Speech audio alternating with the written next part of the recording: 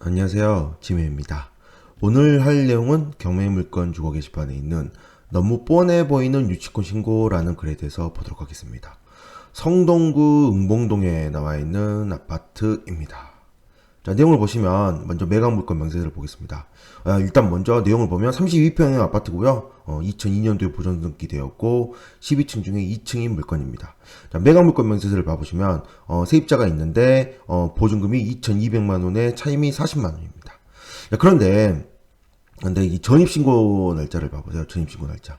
전입신고 날짜가 2015년 2월 5일인데요. 2015년 2월 5일이라면 배당 요구 종기일, 경매 신청 일자, 이 물건의 경매 신청 일자가 2015년 5월 18일입니다. 2015년 5월 18일인데 전입신고 일자가 2월 5일이죠. 즉 경매 신청이 되기 3개월 전에 들어간 거죠. 3개월 전에. 3개월 전에 전입할 수도 있죠. 당연히 경매 나온 상황인지 모르기 때문에 충분히 전입할 수 있습니다.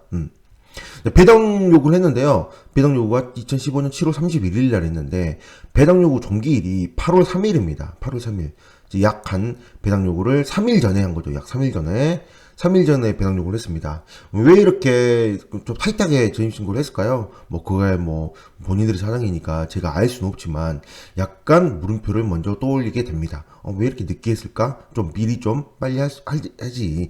어차피 최우선 면제 2,200만 원으로 했는데 최우선 면제에 대해서는 어차피 경매 기입되기 전에 전입신고가 되어 있고 대항 요건 유지가 되어 있고 그리고 배당 요구 종기일 이내에 배당 요구를 했으므로 최우선 면제를 받는 데는 무리가 없습니다. 근저당권자 입장에서도 처음에 돈을 빌려줄 때 최우선 면제를 고려를 하고 빌려줬기 때문에 이거 상으로는 특별히 문제가 없어 보이는데요. 그런데 좀 생각을 좀 해보게 됩니다. 왜냐면 먼저 권리신고를 했는데 권리신고는 2,200만 원 했습니다. 근데 현황조사를 갔을 때는 즉 현황조사관이 이 물건지를 직접 찾아가서 조사를 했을 때는 그때는 보증금이 2,800만 원이라고 했습니다. 좀 다르죠. 물론 실수로 다르게 할 수도 있습니다. 내가 이전에 살던 곳에 2,800만 원 살고 있다가 여기 와서 2,200만 원 살고 있으니 좀 헷갈려서 이렇게 할 수도 있습니다. 물론 그거에 대해서는 현황조사에 대한 내용에 대해서는 신뢰를 할 수 있는 게 아니기 때문에 그런 이유가 충분히 있을 수도 있습니다. 그러므로, 그렇다고 하더라도 좀 이상하다는 생각이 드는 거죠. 저는 배당 요구도 늦게 했고, 가격이 왜 이렇게 좀 차이가 나지? 늦게 했고, 이런 생각이 드는 상태에서, 이 당시에, 임대 가격을 한번 살펴보겠습니다. 보다시피, 보통 4억이라는 임대 가격이고요. 지금 이 물건지가 2층이기 때문에 2층에 관련된 내용을 찾아보니 3억에 40만 원입니다. 굉장히 높죠. 2,200에 40만 원이라는 거는 좀 말이 안 되게 너무 낮은 거잖아요. 그래서 이렇게 굉장히 높은 금액인데도, 높은 시세인데도 2,200에 40이라는 거는 좀 이상한 상황인 거죠. 물론, 이 물건에 근저당이 많기 때문에 보증금은 최우선 면제로 충분히 낮게 할 수도 있습니다. 그럼 뭘 해야 돼요? 월세가 올라가야 되는 거죠, 충분히. 월세가 많이 올라가야 됩니다. 이런 상황이라면. 근데도 불구하고 2200에 40이라고 생각한 거 보면 뭔가 좀 있지 않을까. 그런 싶은 생각을 해보게 되는데요.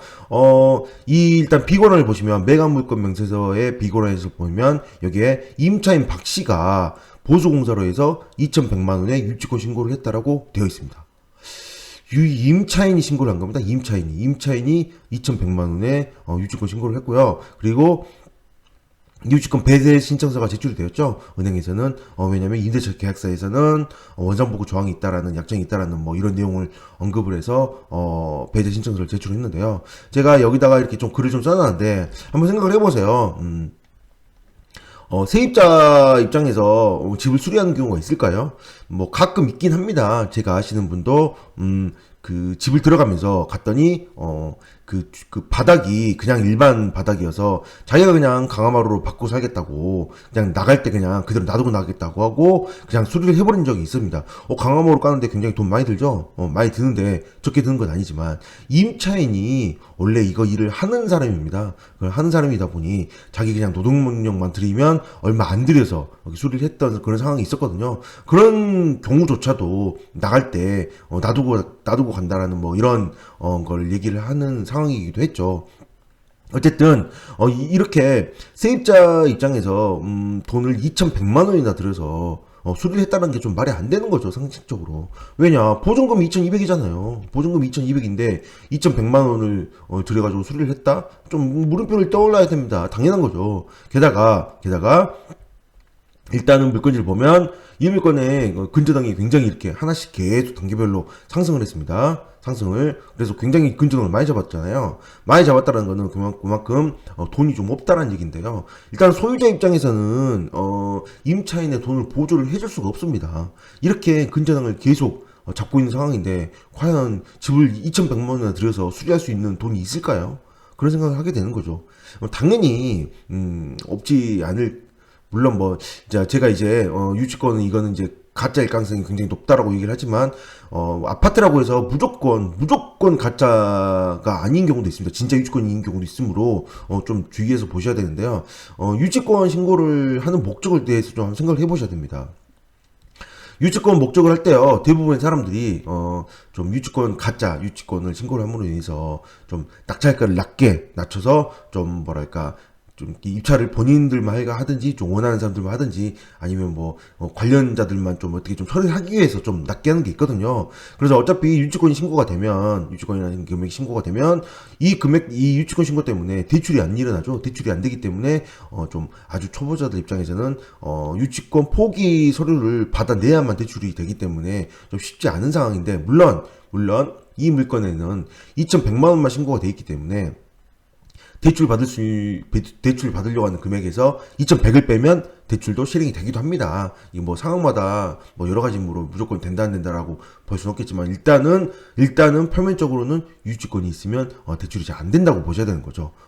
그래서 이렇게 이 유치권 신고를 해가지고 유치권 신고를 함으로 인해서 뭐랄까 좀 다른 사람들 좀 접근을 좀 못하게 막으려고 하는 그런 사람도 있는데요. 이게 참 오히려 아이러니하게 유치권만 전문적으로 하는 사람들도 있습니다. 이게 좀 제가 좀 뻔하지만 검색 자체를 유치권이 있는 물건으로만 검색을 하는 분들도 있거든요. 그래서 그런 사람들이 이제 좀 자신 있는 거죠. 많이도 해봤고 그다음에 자금도 또 되고 혹시나 하면 편살 납부도 하고 뭐 이런 일들이 있다 보니 이런 이렇게 접근하는 물건도 있다 보니 오히려 이 물건처럼 유치권을 2,100만 원 신고를 했다는 거는 오히려 많은 사람들의 관심을 끌어들이는 그런 상황이 좀 되는 게 아닐까 싶은 생각도 들고요. 그 다음 제가 밑에 또 하나 써놨는데요. 이것도 있습니다. 2,100만 원 수리를 했다고 칩시다. 수리를 했는데 보증금이 2,200만 원인데요. 이 2,200만 원의 보증금을 배당받기 위해서는 뭐가 필요하나요? 당연히 낙찰자의 명도확인서가 필요합니다.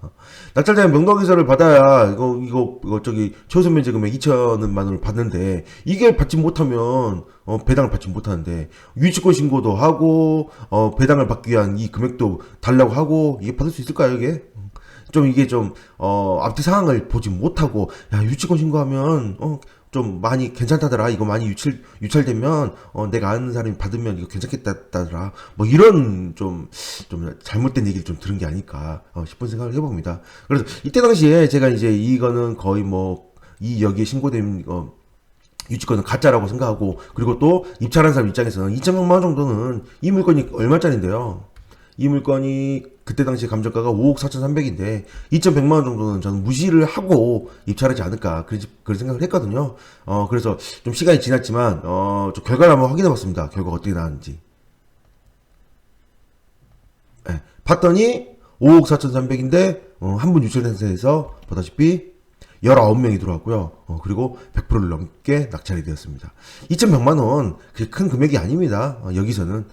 그래서 좀 어설프게 유치권 신고를 함으로 인해서 오히려 더 많은 사람들이 좀 모이지 않았을까, 그런 생각을 해보게 됩니다. 유치권 중에서도 꼭 저번에 했던 내용 중에 성립받던 유치권도 있습니다. 그래서 무조건 유치권, 아파트 유치권은 대부분 다 가짜이긴 하지만 무조건 100%는 아니지만 이렇게 너무 뻔히 보이는 유치권을 신고함으로 인해서 오히려 더 사람들의 관심을 받아서 더 많이 좀 입찰한 상황이 아닐까, 그래서 더 높게 낙찰된 게 아닐까 보여집니다. 네, 오늘 여기까지 하겠습니다. 감사합니다.